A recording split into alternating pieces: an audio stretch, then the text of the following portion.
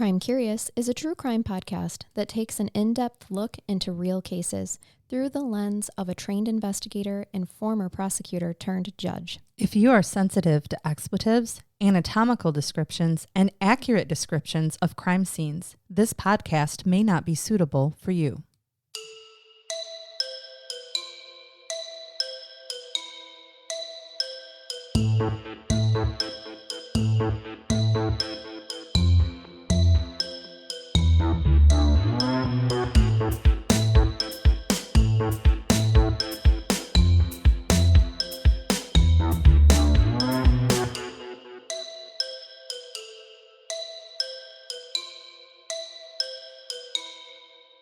Welcome to Crime Curious. I'm Charnell. And Brain Bath Jason. Brain Bath Jason, thank you Yay. for joining. Megan could not make it into the studio this week for various reasons. So Mostly because she doesn't love you. yes, I think that's exactly what she texts. I'm no longer in love with you, Charnell, so you're on your own. No, she has migraines. We had scheduling issues. It's the throes of baseball season for my life. So we're 3 to 4 nights a week. So doing this after work is a tight schedule and very difficult. But I'm so grateful for you to be able to come in and fill in and join us when needed. Are we ready to shake some gree-gree? Squeak the duck. Yep.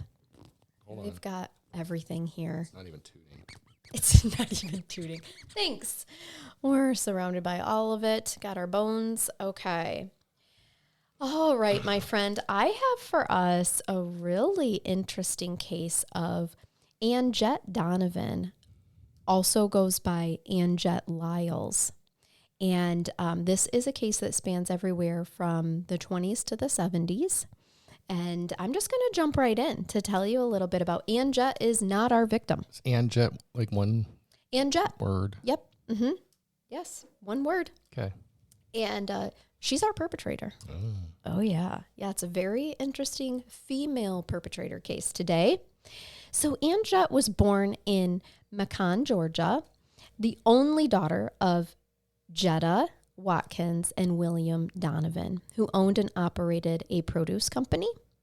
While Anjette was described as an unremarkable student, okay, she was just an average person.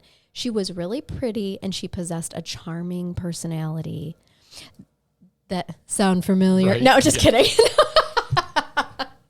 Well, this charming personality, though, enabled her to bend people at her will. And Sounds familiar. I know you're still looking at me with this look on your face. I use my powers for good, not for evil. Anjette can't say the same. Dear. She is just like this little sprite of a person. She's just tiny with this big personality. No, this is not a case about me. I promise. Is there like a reincarnation issue here? Did she die before your birthday? Oh, yeah. Oh, yeah, boy. she absolutely did. Oh, boy. Might have caught a little bit of the Anjette. And even this sentence isn't going to help me, especially if my siblings are listening. It says, even as a child, she usually got what she wanted. Oh, shit.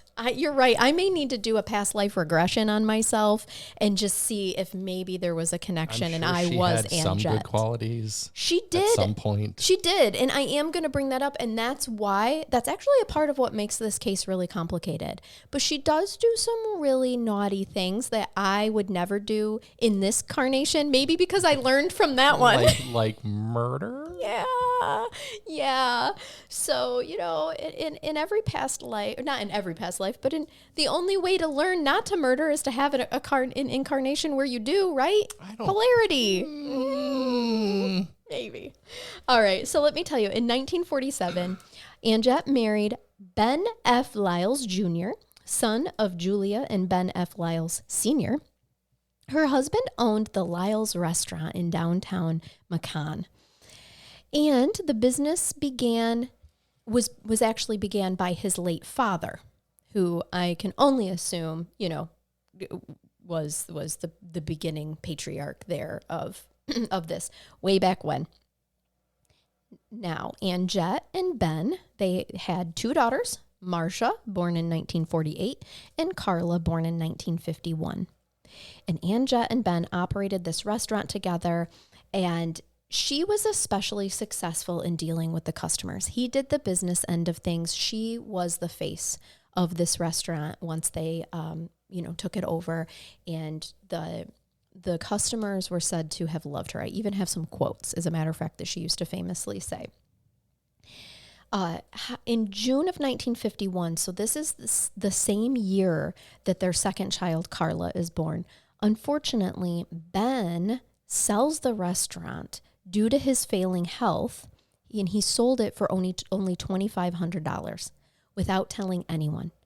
He did not consult with Anjette, and this became a huge source of contention for them because she was the face of that restaurant. She loved that job. They were successful. Yes, his health was failing, but I think she felt that she should have been included in not only in that decision, but I think she also felt she could have just taken over the business end of things and kept things going while his health worsened. And his health does worsen. He is going to the doctors at the McCann Hospital. And the thing is, the doctors are really uncertain into his exact cause of death. Okay. He was sick for quite some time. They couldn't isolate it. They couldn't figure it out. And he died on January 25th, 1952. So he sold in June. Some sources said May, just so you guys know, but it's in there somewhere. May, June 1951 is when he sold the restaurant. And then he passes away January 25th, 1952. And at that point in time, they put his cause of death down as encephalitis. So he had fluid on the brain. I'll say that's a big word. I don't know. Yeah. Yes. He had fluid on the brain. So now here Anjette is a widow of 2 small children. So Carla isn't even 1 year old at this point in time. And when was Marcia born? 48, I think I said. So she's not quite 4. Yeah. So Anjette and her daughters moved into her parents' home. Okay. She found work in another local restaurant, and she saved as much money as she could while learning the business side of things that Ben hadn't really included her on before. She worked tirelessly to save while living with her parents. And then in April of 1955, she bought the restaurant back. So that's 4 years. Yeah, not quite 4 years later. She had saved all that money. Of course, living with her parents helped. She bought it back for $12,000. He sold it for $2,500. It's quite an inflation, 4 years. Yes. And since she believed that her husband had stolen this restaurant from her to begin with, she renamed it Anjette's. The place served good old-fashioned Southern food. Her most popular recipe was bacon balls served with lemonade. And I don't know what that means, but we have to find out. I have the recipe. This is an exact quote from Anjette, and I only included this because I knew I would be recording this with you. Bacon balls and lemonade. Bacon balls and lemonade. For sure. Like, say less. Give it to me now. This is a quote. She would tell customers, make a dressing of breadcrumbs and chopped onions. I'll text this to you later. She said, add an egg, salt, and pepper, mix that with milk, and then spread out your strips of bacon and add a thin layer of dressing mixture. Now, the dressing mixture, I imagine, is probably her secret little recipe, but you could probably just add whatever you think would taste good. You roll it up and stick it with a toothpick and fry it in hot grease until it's brown. Hot grease. Deep fried bacon. Probably back then in Georgia, it's straight lard. Still right now it is. Lard. Back then. Yeah. You stop it. Oh, that sounds so good. Yes. People flocked to her eatery, attracted by her friendliness and outgoing personality. And she quickly became the most popular restaurant in town. Her clientele included businessmen, judges, attorneys, and civic leaders. Anjette was a headstrong woman who often stretched the boundaries of acceptable behavior in the small southern town. When people came into the new place, they would tell Anjette just how much they admired her perseverance. And she would say, Lord, I had to do everything myself. I only thank God that my drunkard husband had some kind of insurance. Dun, dun, dun. And in fact, Ben Lyles did have a GI insurance policy, which named Anjette as beneficiary. And she received $9,300 from that. He also had another policy with the Woodmen of the World Life Insurance Society, which sounds very fancy. And she was also the beneficiary. And from that, she received $3,000. So that right there was enough to buy back that restaurant.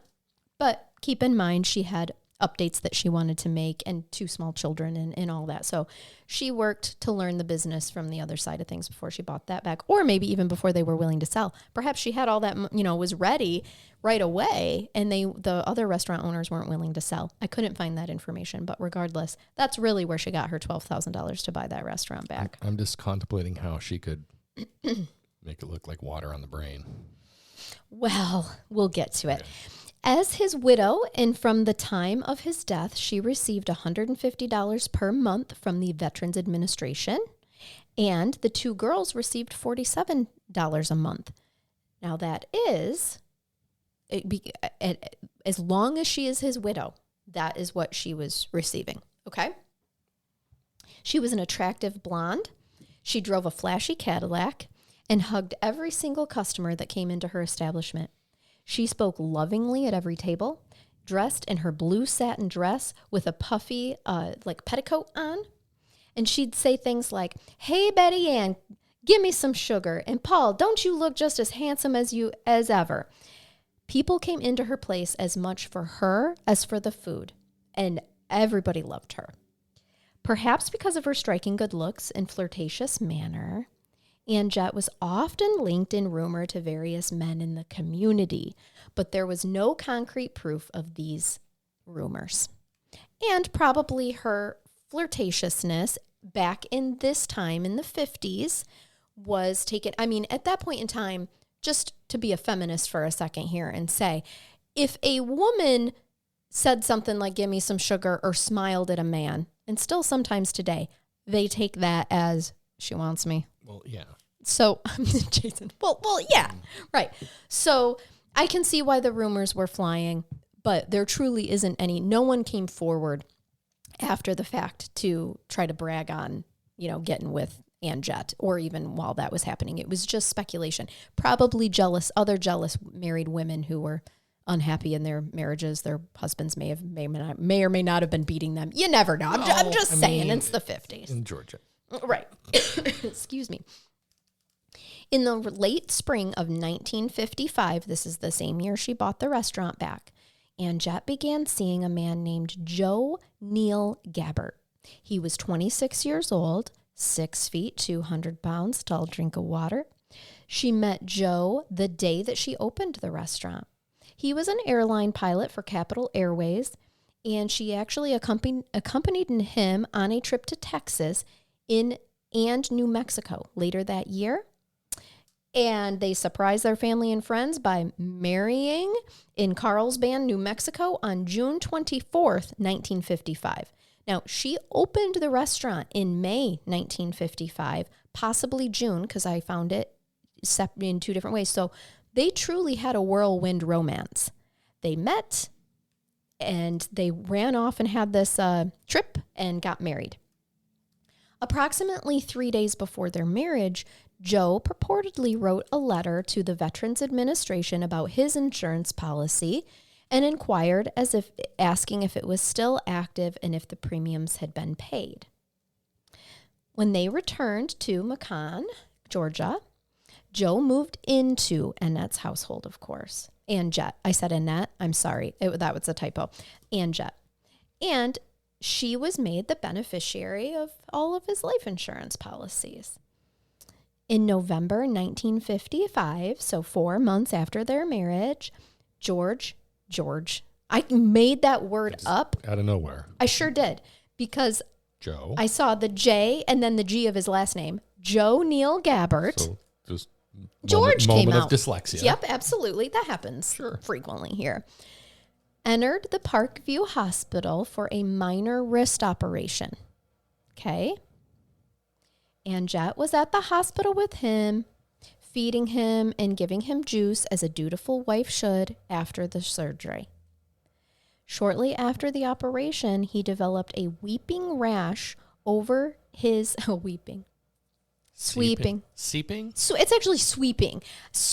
I forgot the S. I don't know what a sweeping rash went is. all over his body. Just say rash. I wanted to be All flavorful encompassing rash. and colorful in my You language. freaking missed. Only because Swing and a miss. my fingers were typing apparently not as fast as my brain was going. So, all that to say, he had a freaking rash all over his body, Jason. All encompassing rash. He did. So then, to make things, you actually did hit the nail on the head. To make things worse, the rash shows up. Then all of a sudden, they are seeping. He's oozing out of this rash. He suffered terribly from this disorder. It was in his face and eyes, and most of his body was bound up with bandages and these wet dressings. Just awful. Just sounds terrible. And sorry if any of you guys are listening while eating. He was eventually transferred to the Veterans Hospital in Dublin, Georgia, where he died on December 2nd, 1955.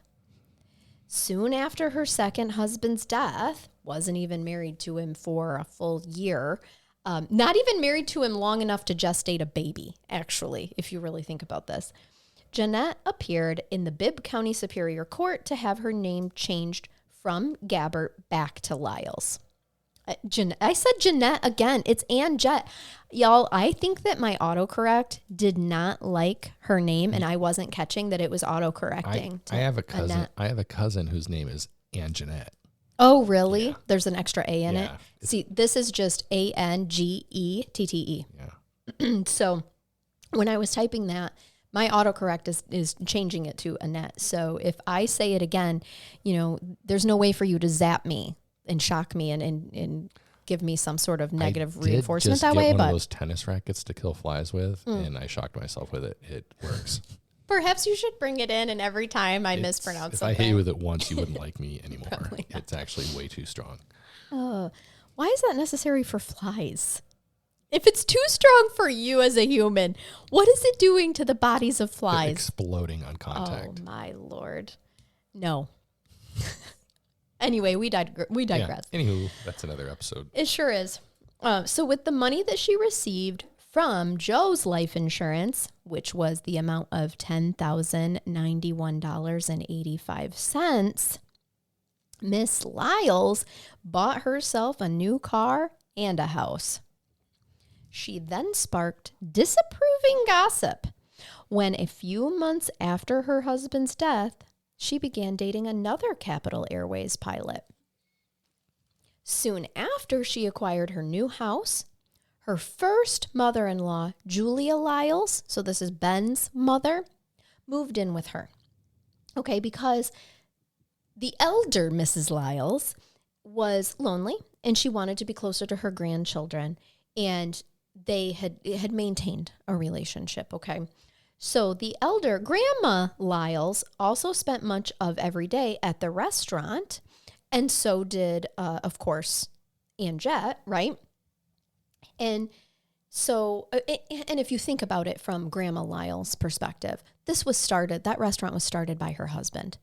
They owned and operated it together, until their son, Ben, took it over. So this is all that she's known. So I will say one redeeming quality here is that Anjette stayed in contact with her children's grandmother and allowed her to continue to be a part of the restaurant that her and her husband built. However, going through some of Grandma Lyles' possessions, Anjette found a bank book which revealed that her mother-in-law possessed considerable wealth. Oh, Grandma Lyles is in trouble. So she began pestering Grandma Lyles to make a will, but Grandma Julia Lyles refused to do so. Now, Anjette was superstitious. She frequented fortune tellers and root doctors and often was said to have tried to cast her own spells. You stop it. You stop looking at me like that. Uncanny at this point. I don't cast spells. I do shaman work. She often pressed she had a maid, Carmen Howard, and her own mother-in-law, Julia Lyles, to participate in these ceremonies, all right?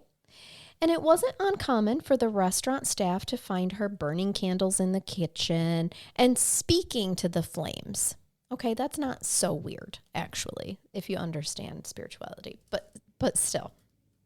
When Grandma Julia Lyles became ill in August of 1957, so 2 years after she bought the restaurant, her daughter-in-law, Anjette, stayed with her and cared for her during her month-long stay at the hospital, earning admiration from the staff for her devotion. She often brought Grandma Lyles' favorite foods to her from the restaurant and fed her herself. Grandma Lyles suffered from nausea and severe edema, which is water, fluid in the body. But the doctors never isolated the cause of her symptoms. She died on September 29th, 1957, and was buried beside her husband and son, Ben Lyles and Sr. and Ben Lyles Jr.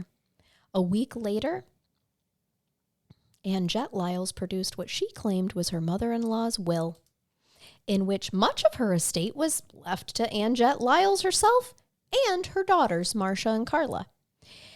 And so then it went to probate soon afterwards, as is, typical. Now, it's not until that was 1957. It's not until her daughter Marcia grew ill in the late winter of 1958. So a year and a couple of months after Grandma Lyles died, that the townsfolk became suspicious of the death of those people closest to Anjette Lyles. Now remember, this will from Grandma Lyles not only left much of her estate to Anjette, but also her daughters. Okay, that's a problem. When, after a long hospital stay, Marcia died on April 4th, 1958. Oh, April 4th, that's not right.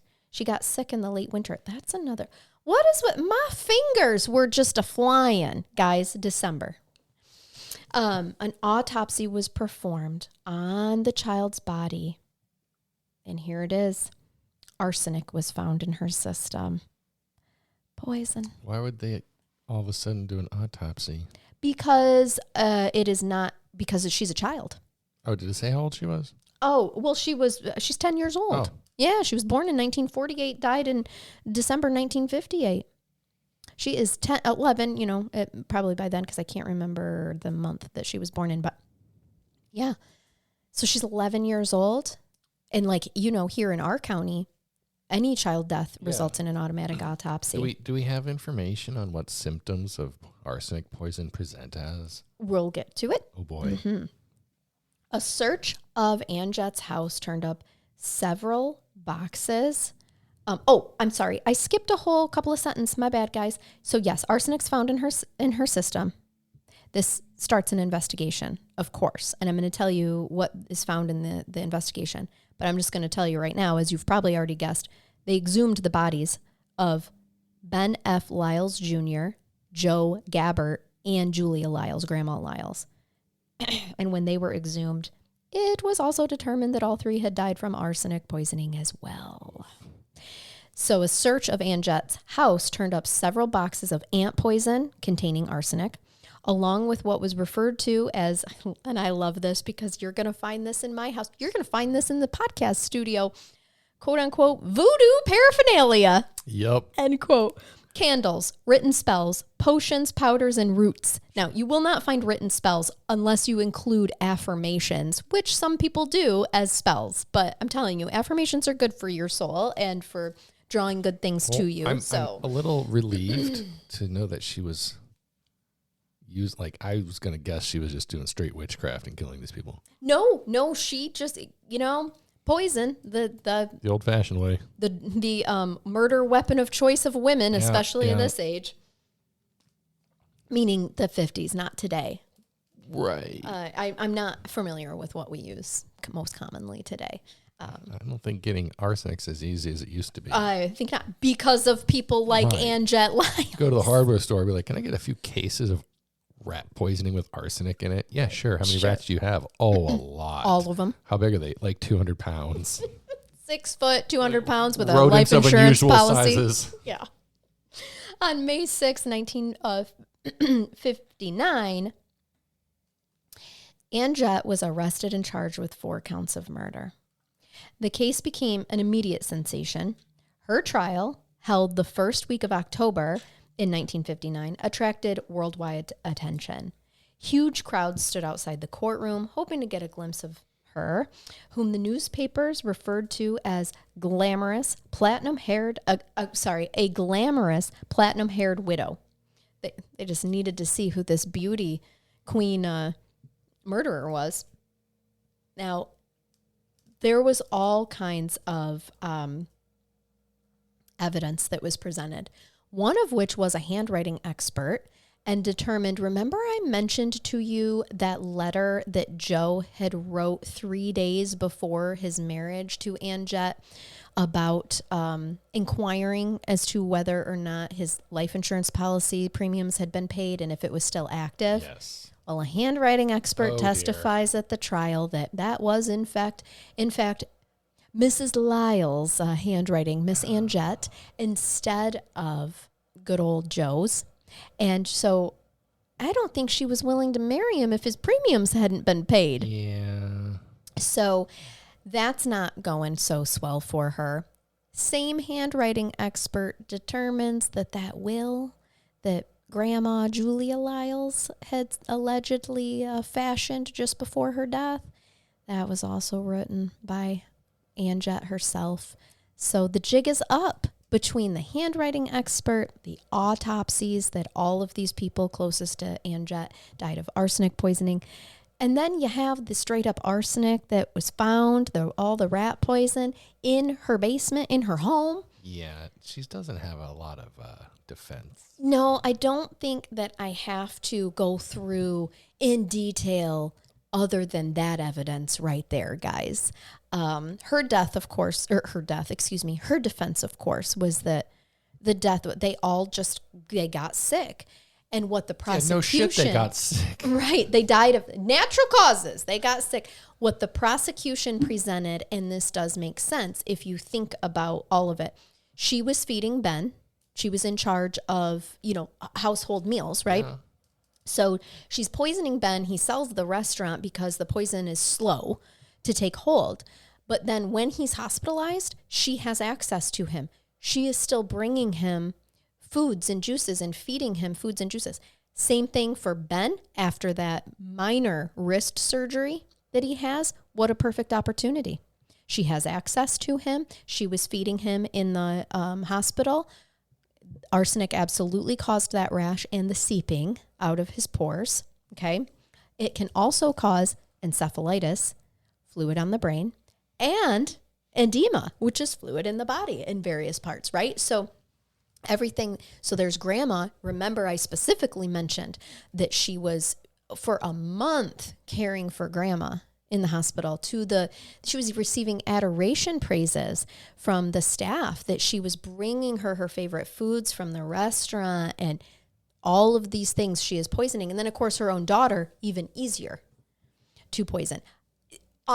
And truly, like that's where it gets pretty dark. Very dark. You kill an old lady for her money, okay. You kill your wealthy husband for his money, okay. You kill your second wealthy husband for his money, okay.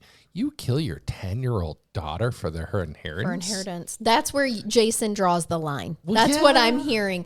That the line is drawn of understanding right there when you involve a child. Other than Joe, they seem mostly painless for these people. Joe's was horrific. Joe sounded really awful. Encephalitis is no picnic to die from. Yeah. In the sweeping rash. No, that was Joe. Joe had the sweeping rash. Joe suffered immensely in his death. Yes, but Ben died of the fluid on the brain. That's not comfortable.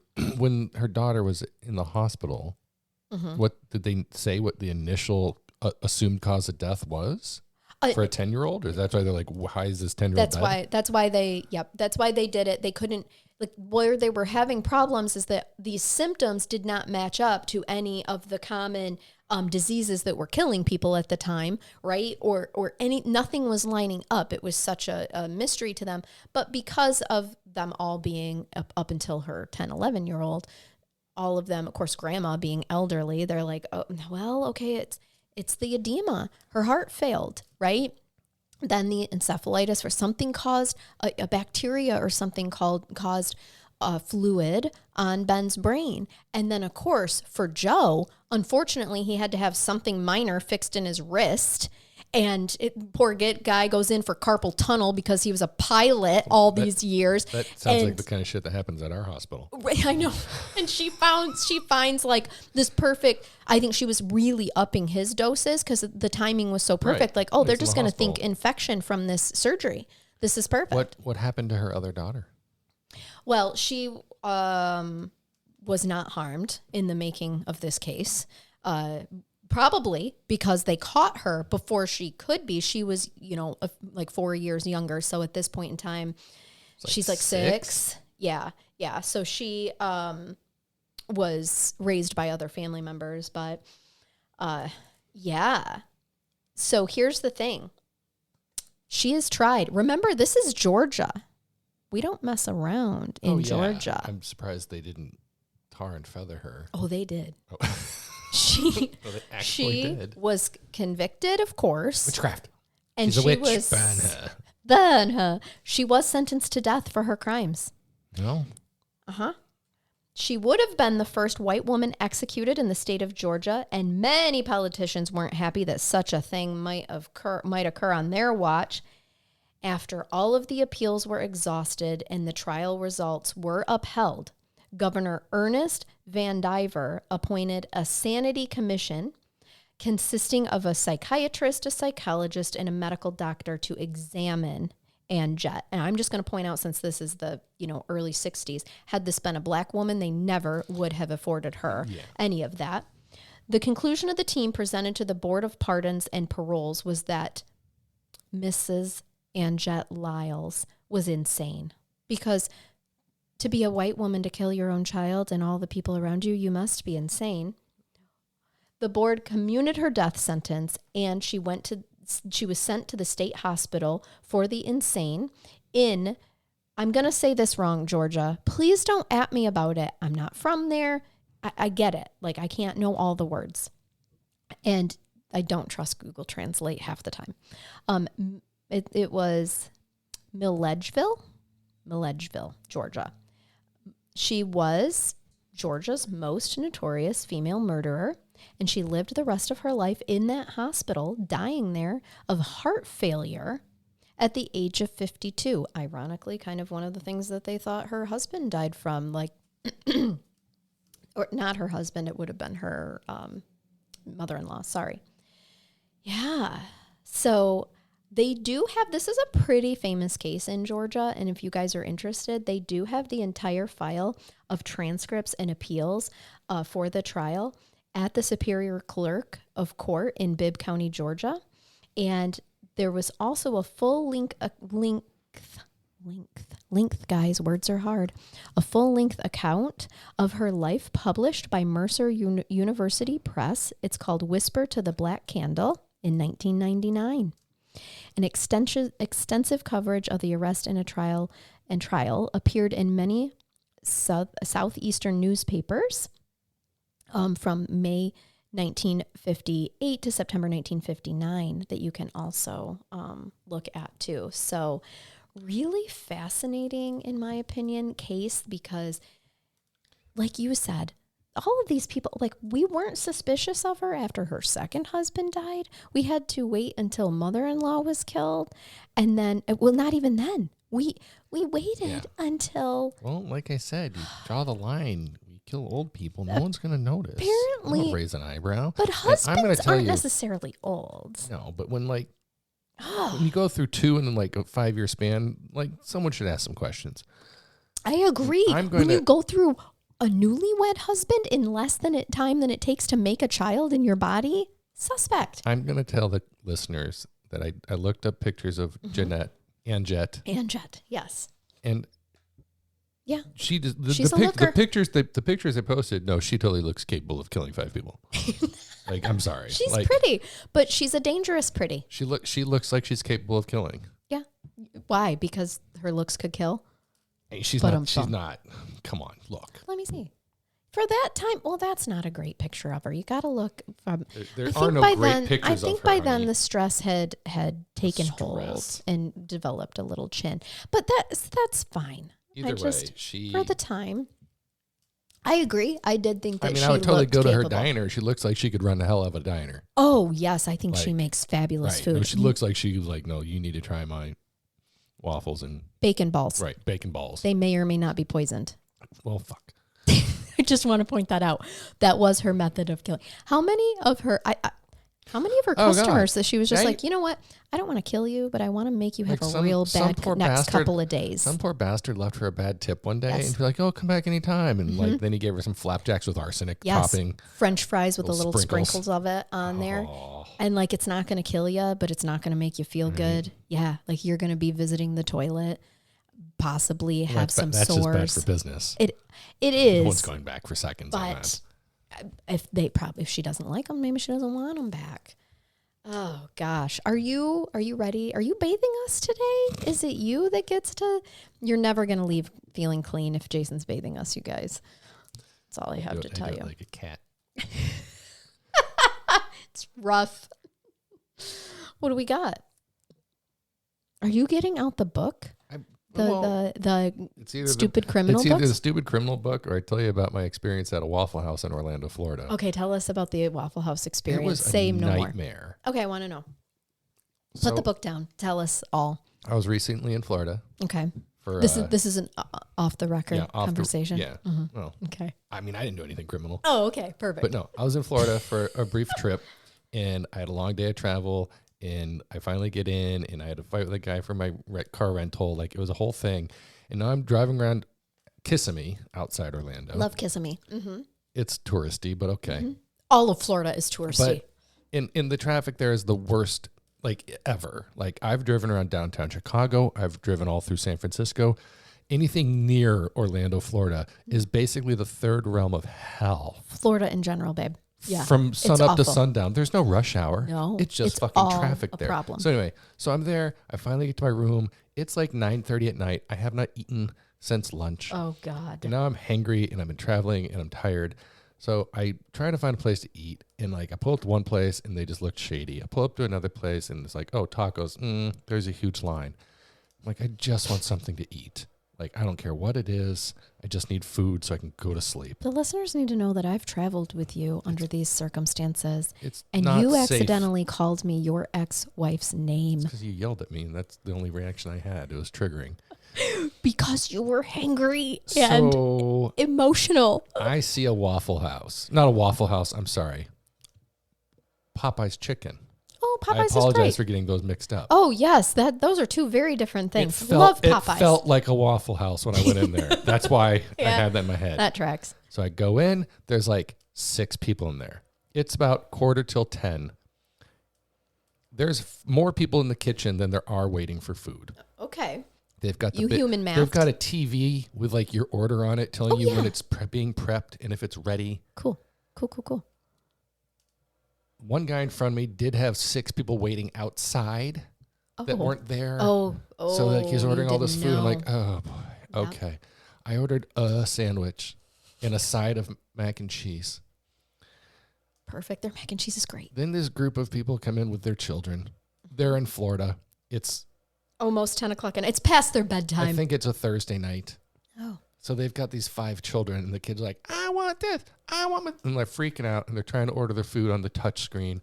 And then we're waiting, and people are yelling at the staff, where's my food, where's my food? Oh, no. This lovely older lady who looked like she just came from a night service at church Oh. had ordered a bunch of food, and she was not happy. And I really thought I was going to end up on the internet. you mean And that I'm you just might like, still. so I start like backpedaling away from the counter to like just blend. It was like the Homer Simpson. Yes, gif. meme where he Yeah, goes into that the was- bushes. That was me at Popeyes. I'm just like, I'm just going to be in the background here. So Trying I to don't be get hit invisible. by any weapons or flying food. right. 6'2" Jason trying to be Oh, invisible it was so awful. in the middle of a Popeyes. And like people keep coming in, and I was like, well, what's taking so long? What's taking so long? And they're like banging on, there's like a glass window where the people are cooking.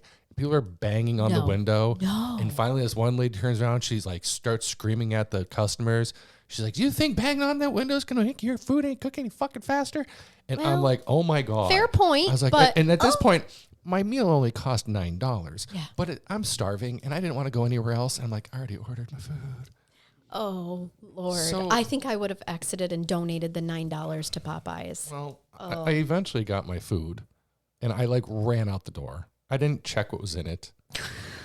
They handed me a bag. There was clearly food in it. I just And so left. you're like, I'm just going to eat whatever this is. And then Was it your order? It was my order. Oh, good. But then I look and they didn't give me any utensils to eat my mac and cheese with. So I'm standing in the parking lot wondering if I should go back in. I'm like, nope, fuck it. Risk my life or just eat this Like, with my it's bare not- hands? It's not happening. And I thought about that. And then I'm like, there's a Walgreens right here.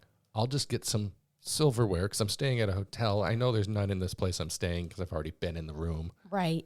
And you described it as a murder So hotel. now at 10:30 at night, I'm in a Walgreens, which is the only thing open.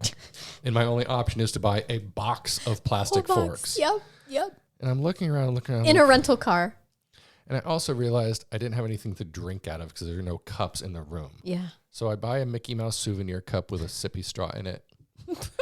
Where I went back to my room.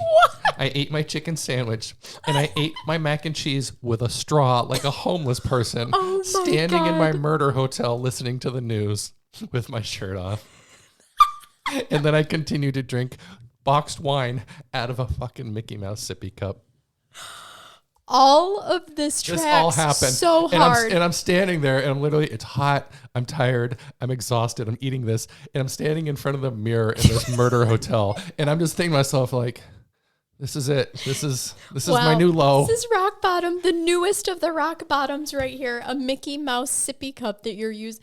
How did you use the straw? I literally just used a straw. It was a thick straw. Sure. And I like used it and I just like scooped it into my face from the bowl. Like I might as well have used my fingers, but I didn't feel like washing my hands. And I'm just like shuffling this mac and cheese in my face. Poking at the end of the noodle and making it stick into the straw, putting the straw in it. So then later, I'm trying to wash this utensil of mine. Your Mickey and Mouse there's cup. like mac and cheese in the straw. I can't clean it. I'm like, well, that's ruined. Keep in mind, I paid $8 for this Mickey Mouse sippy cup. There were no other options to drink out of except for like $12 coffee mugs for souvenirs. I'm like, I just want something to drink my cheap boxed wine out of. Oh my God. I'm dying because I was going to ask, was the sippy cup more expensive than the box of forks that you would have had to leave behind and some, a hotel worker would have taken them home? It was about the same. Oh. And I figured this way I'd get a souvenir. You took the sippy cup home? Yeah, I took it home. I put it in my luggage and brought it home. It was an $8 cup. Oh, my God. Please post a picture of this cup for everyone. That was way better than anything you were going to read out of that book today, my friend. And I can picture it so perfectly. That makes sense. It was just this, like I said, I wish I could have captured the reflection in the mirror as this look of sadness while I'm shoveling Popeye's mac and cheese in my face with a straw. And standing there in my gym shorts in a hotel. Good news is it can only go up from here, my friend. At least I hope, because I'm not sure what else there is. The cup being half full, I was resourceful. You really were. I could have used I could have used my hands, but at least it was served to me hot. I waited 45 minutes. For sure. But it was hot. Where did you get the boxed wine? Walgreens too? Yep. Okay. Yeah. I'm familiar. Yeah, it's good stuff. Like I said, it was a long day. Yeah. I was like, this is happening. Well, why not? I bet you didn't have any of that boxed wine to leave for the hotel staff by the end of the stay, did you? I was gone. Yeah. I was gone. Yeah. That tracks too. All right. Well, thank you for sharing that. And thank you all for listening. And we hope that you keep it curious. Keep listening. Until next time. Bye-bye. Bye-bye.